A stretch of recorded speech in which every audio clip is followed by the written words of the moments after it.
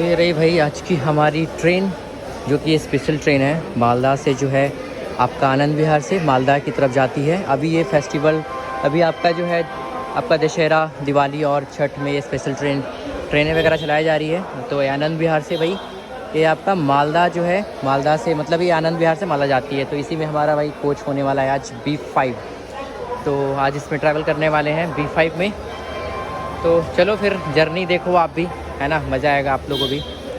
अभी ट्रेन इसका टाइमिंग है 3:45। अभी टाइम इसकी हुई नहीं है, 15 मिनट, हाँ अभी 15:30 हो गए हैं। ये देख लो 15:30 हुए हैं। अभी इसकी टाइम अभी आपका 15:45 में है, 15:45 में। और इधर भी और भी ट्रेन लगी हुई है। ये कौन सी ट्रेन है ये देख लो, दिख गई। और एक ट्रेन और लगी है, ये भाई कौन सी लगी है इधर, ये देखो।